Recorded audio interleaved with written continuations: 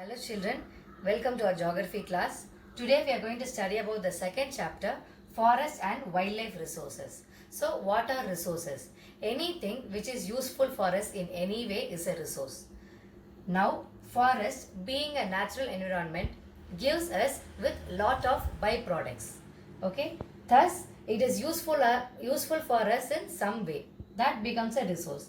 Then what are wildlife resources? Wildlife are the wild plants and animals contained within the forest.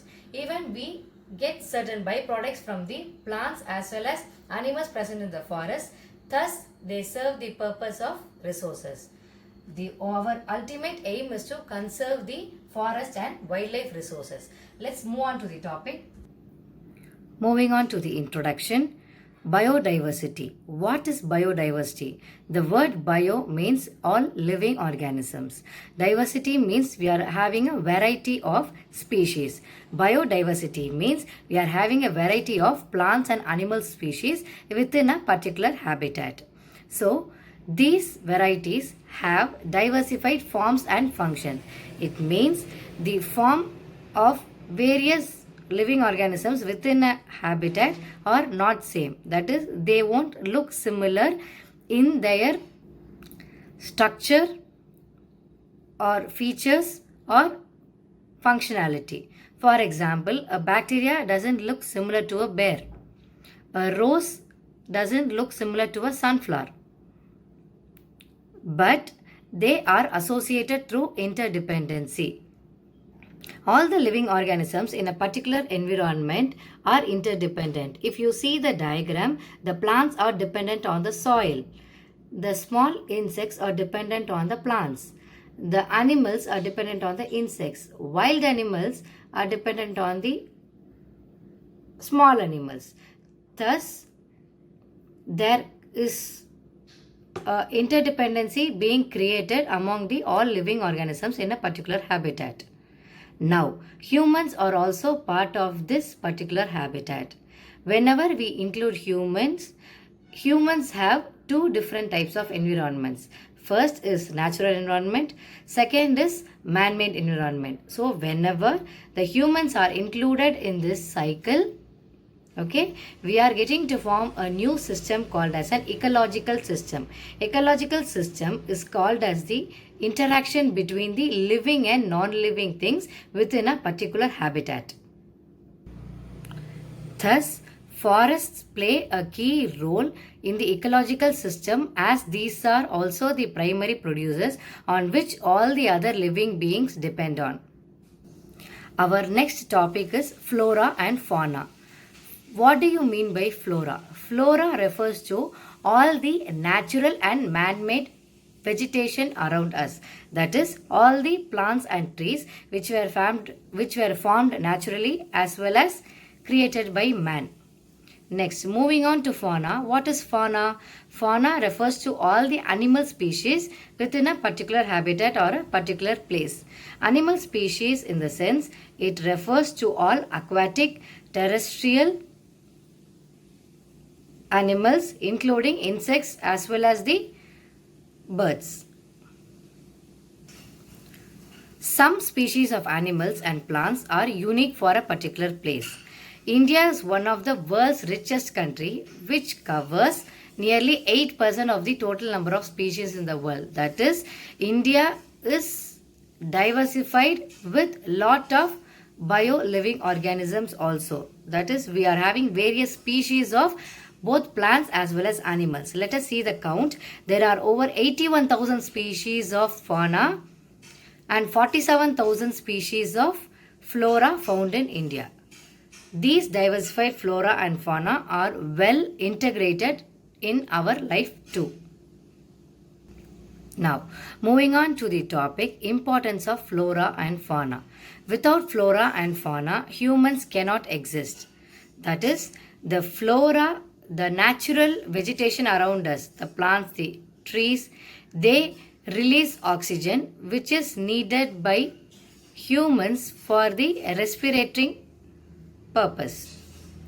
In return, the fauna produces and releases carbon dioxide, that is, we exhale carbon dioxide which is needed for the plants to create their own food using photosynthesis. Thus, there is an interdependency between both, between the flora and the fauna.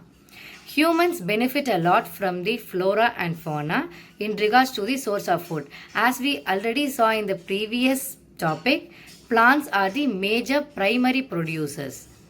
Thus, they benefit a lot to us in the sources of food as well as the medicines. Over 90% of the medicine we use to cure diseases come from flora.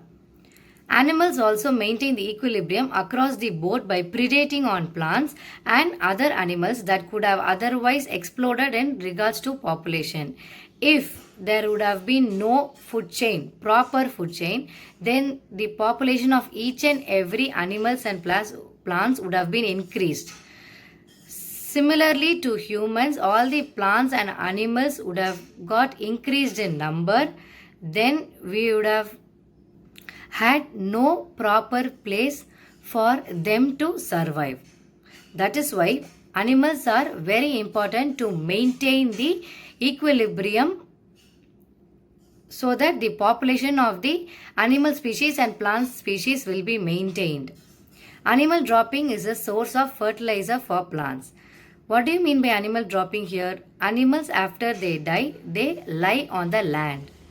They lie dead on the land. So these dead matter get decayed and supply essential nutrients for the soil. That in turn acts as a fertilizer for the plants. Thus, flora and fauna contribute mightily to most world economies regarding tourism. That is, people visit wildlife sanctuaries, botanical gardens, bird sanctuaries, bioreserves, and that contributes to the economy of the country, as well as the important and rare species of animals, breeds of plants are being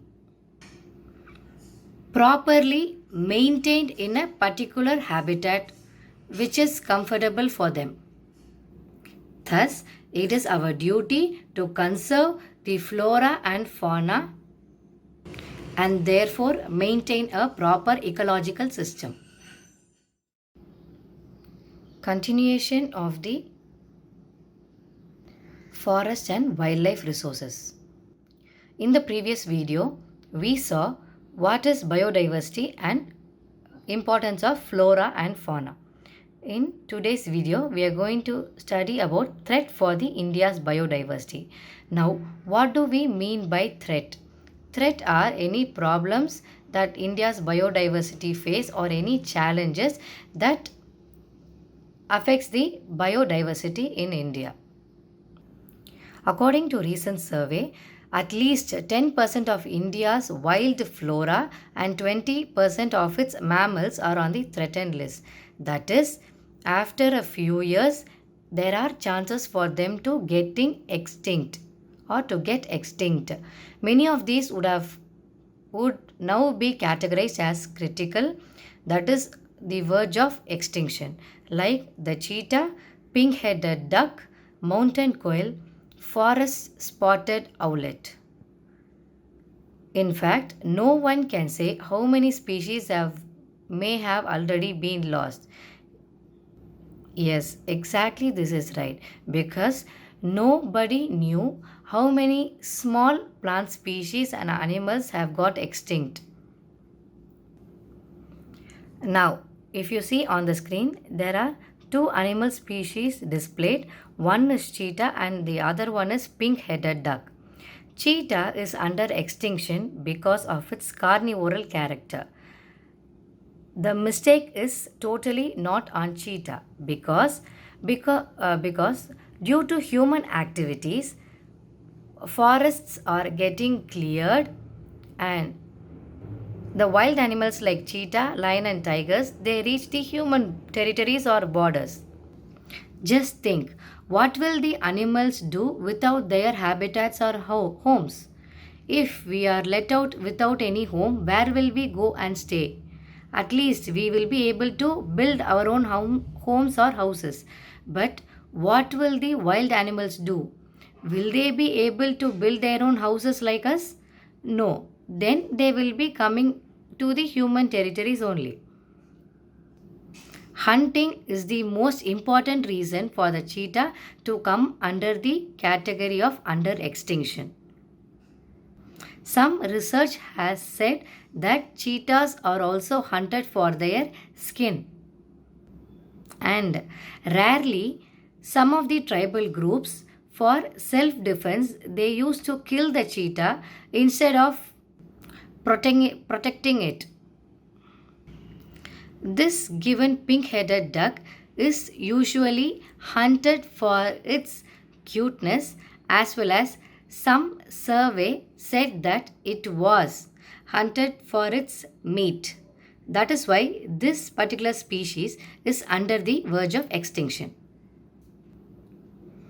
These species, mountain quail and forest spotted owlet, are under the verge of extinction because they do not have proper habitat to survive. All the forest has been cleared by the human activities as well as due to certain natural disaster. That is why these birds are not able to survive when they do not have proper habitat for them to stay. Many common birds are overcoming this kind of critical situation, but rare species like mountain quail and forest spotted owlet is not able to accustom to the new environment which is not their natural habitat. Following to the reasons for extinction of plants and animals. So these are the reasons for extinction. That is deforestation, cutting down of trees because of human activities. Urbanization has increased a lot. People are migrating from rural areas to urban areas in search of job, education, etc., betterment of life, etc. But due to this overpopulation or population increase, people are clearing away agricultural land and forest areas to build their own houses. This kind of deforestation has created a loss of habitat for the wild animals as well as plants. Forest fires are natural disasters which cannot be prevented, but forest fires, when it spreads, the destruction is very huge and the loss is very worse. All kind of wild plants, trees and animals including birds, they get hugely destructed or they may even die because of forest fire. That is why each and every government in a particular country has forest departments to take proper care and they do proper management during the time of natural disasters. The next points are improper usage and over usage of resources. If consider there is a wood, there is a good tree, humans are cutting it for a purpose of wood. So whenever the tree is very good in condition, there is no need for the tree to be cut. But we humans, we are in need of lot of resources. Already the resources which exist are not used in a proper way. But due to increase in population, humans are in need of lots of resources for them. That is why natural resources are being destructed. To continue with the example, that particular wood from the good trees need not be cut. If the trees get decayed, the wood of the decayed tree can be used in various ways. But it doesn't mean that humans need to cut healthy trees and use the wood for the furnitures or any other purpose. That is wrong. This category falls under the improper usage of resources and over usage of resources. Over usage of resources occurs only during the population is more. Now moving on to the next topic, there are certain categories for the existing plants and animals given by the International Union for Conservation of Nature and Natural Resources. They are normal species, endangered species, vulnerable species, rare species, endemic species and extinct species.